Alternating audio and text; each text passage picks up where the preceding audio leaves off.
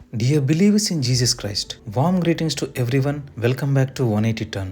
గత 4 వీడియోలలో మత్తయి సువార్త 5వ అధ్యాయం మనం పూర్తిగా అధ్యయనం చేశాం.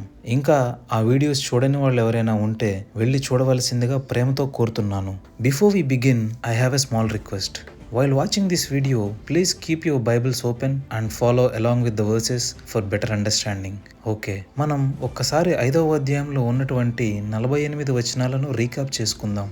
కొండ మీద ప్రసంగమును ప్రభువారు బియాటిట్యూడ్స్తో ప్రారంభించారు. మొదటి 12 వచనాల్లో ఈ బియాటిట్యూడ్స్ రాయబడ్డాయి. పరలోక రాజ్య వారసులు అవ్వబడుటకు ఉండవలసిన గుణాలు ఈ 12 వచనాలలో మనం చూడవచ్చు. 13 నుంచి 16 వచనాలలో లోకమునకు ఉప్పుగాను అలాగే లోకమునకు వెలుగుగాను ఎలా ఉండాలో క్రీస్తువారు వివరించారు.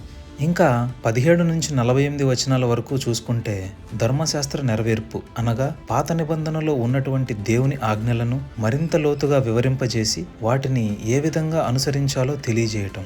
ఈ ధర్మశాస్త్ర నెరవేర్పు భాగమును మనం క్షుణ్ణంగా పరిశీలిస్తే ప్రభువారు తన బోధలో పలుసార్లు అధికారంతో మాట్లాడారు. అంటే ధర్మశాస్త్రంలో ఇలా రాయబడి ఉంది, కానీ నేను మీతో చెప్పున్నది ఏమనగా ఇలా రాయబడి ఉంది, కానీ నేను మీతో చెప్పున్నది. అంటే ఇక్కడ ప్రభువారు ధర్మశాస్త్రమును రద్దు చేస్తున్నారా? కానే కాదు. మనం ఇలా తప్పుగా అర్థం చేసుకుంటామనే ప్రభువారు 17th వర్స్లో ముందుగానే ఒక డిస్క్లైమర్ ఇచ్చారు. అది ఏంటంటే, నేను ధర్మశాస్త్రమును నెరవేర్చుటకే కానీ కొట్టివేయుటకు రాలేదు అని. మరి క్రీస్తువారు ఎందుకు అలా మాట్లాడారంటే, ఆనాటి కాలంలో శాస్త్రులు మరియు పరిసయ్యులు ధర్మశాస్త్రమును తమకు అనుకూలంగా బోధిస్తూ వచ్చేవారు, తప్పుగా వ్యాఖ్యానిస్తూ వచ్చేవారు. అంతరంగాన్ని ఉద్దేశించిన బోధను నిర్లక్ష్యపెట్టి బహిరంగ ఆచారాలు మరియు బాహ్య నియమాలను ఉద్దేశించిన బోధపై ఎక్కువగా దృష్టి నిలిపేవారు. అందుకే ప్రభువువారు ధర్మశాస్త్రము యొక్క అసలైన భావమును ఈ భాగంలో చాలా స్పష్టంగా వివరించారు. ఇది 5వ అధ్యాయం యొక్క సారాంశం. ఓకే, మనం 6వ అధ్యాయం ప్రారంభిద్దాం. మొదటి వచనంలో ఇలా రాయబడి ఉంది, beware of practising your righteousness before other people in order to be seen by them, for then you will have no reward from your father who is in heaven. ఇతరులు నిన్ను గ్రహించాలని, ఇతరుల మెప్పు పొందాలని నువ్వు నీతి కార్యములు లేదా మంచి పనులు చేస్తున్నావా? అలాంటి మెప్పు కోరుకునేవాడు అయితే జాగ్రత్త పడు అని ప్రభువారు హెచ్చరిస్తున్నారు. అలాంటి వారికి ఇతరుల నుంచి వారు కోరుకున్న మెప్పు లభిస్తుందేమో కానీ పరలోకపు తండ్రి నుంచి ఏ విధమైన ఫలము లభించదు అని క్రీస్తువారు ఖచ్చితంగా చెప్తున్నారు. అంటే ప్రభువువారు అస్సలు మంచి పనులే చేయొద్దని చెప్తున్నారా? దానికి సమాధానం 3-4 వచనాలలో రాయబడి ఉంది. But when you give to the needy, do not let your left hand know what your right hand is doing, so that your giving may be in secret, and your Father who sees in secret will reward you.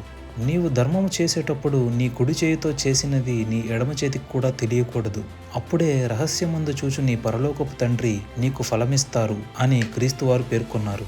So ఇక్కడ bottom line ఏంటంటే, ధర్మం చేయవద్దని కానీ మంచి కార్యాలు చేయవద్దని కానీ ప్రభువారు చెప్పట్లేదు. ఇన్ఫ్యాక్ట్ బైబిల్లో ఎన్నో సందర్భాలలో పేదలకు సహాయం చేయమని, ధర్మం చేయమని, అడుగువానికి ముఖం త్రిప్పుకొనవద్దని రాయబడి ఉంది. బట్ నువ్వు చేసే ఇంటెన్షన్ గురించి ప్రభువారు మాట్లాడుతున్నారు. నువ్వు నిజంగా వారి అవసరతను ఎరిగి వారికి సహాయం చేస్తున్నావా, లేక కేవలం నీ మెప్పు కొరకు మాత్రమే సహాయం చేస్తున్నావా? అందుకే చేసే సహాయం రహస్యంగా ఉండాలని ప్రభువారు కోరుకుంటున్నారు. ఓకే, మరొక పని రహస్యంగా చేయాలని క్రీస్తువారు చెప్తున్నారు. చూడండి, 6th verse reads, when you pray, go into your room and shut the door and pray to your father who is in secret, and your father who sees in secret will reward you.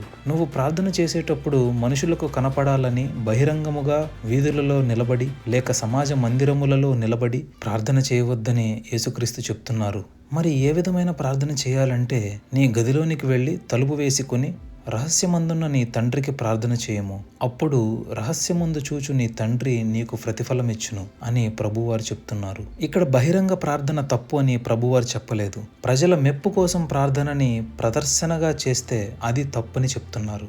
కొన్నిసార్లు విశ్వాస జీవితంలో బహిరంగ ప్రార్థనలు, సామూహిక ప్రార్థనలు, ఇతరుల కొరకు ప్రార్థనలు పబ్లిక్గానే చేయవలసి వస్తుంది. వాటికి ప్రభువారు విరుద్ధం కాదు. కానీ రహస్యంగా ప్రార్థన ఎప్పుడు చేయమంటున్నారంటే, వ్యక్తిగత ప్రార్థన చేసేటప్పుడు. మరియు నీవు ప్రార్థన చేసే సమయంలో తండ్రి నీ మనస్సును చూస్తాడు, కానీ నీ విస్తారమైన మాటలు, అనవసరమైన మాటలు పై దృష్టి పెట్టడని క్రీస్తువారు చెప్తున్నారు. ఎందుకంటే మనకి ఏది సరైనది, ఏది అవసరమైనది, ఏది అవసరం లేదు అనేవి మనం అడగక మునిపే తండ్రికి తెలుసు అని ప్రభువారు చెప్తున్నారు.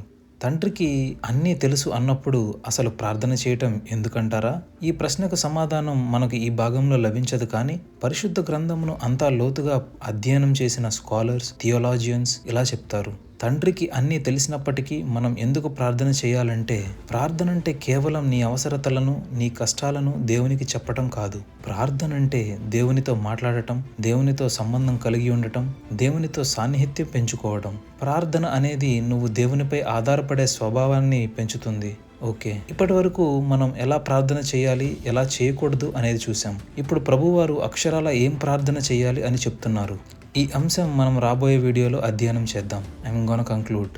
ఈ అధ్యయనంలో మనం నేర్చుకోవాల్సిన విషయాలు, ఫస్ట్ థింగ్, ఇతరులకు సహాయం వంటి నీతి కార్యములు జనుల ప్రశంస కోసం చేయటం కాదు, కానీ దేవుని నామం మహిమపరచడానికి, ఘనపరచడానికి చేయాలి. సెకండ్ థింగ్, ప్రార్థన అంటే మనుషులకు కనిపించడానికి చేసేది కాదు, విస్తారమైన మాటలతో అత్యంత ఆధ్యాత్మికంగా వినిపించడానికి చేసేది కాదు. ప్రార్థన అంటే దేవునితో నిజమైన సంబంధం కలిగి ఉండుట కొరకు చేసేది, దేవునిపై ఆధారపడే జీవితమును నేర్పేది. Okay, after watching this video, I encourage you to read from verse 1 to 8 in this chapter. If you have any doubts or suggestions, we can discuss in the comment section. We will meet in the next video. Until then, remember 3 things. Have 100% faith in Yahweh, never cease to pray, and walk in repentance way. మన ప్రభువైన యేసుక్రీస్తు కృప మీతో ఉండునుగాక. ఆమేన్.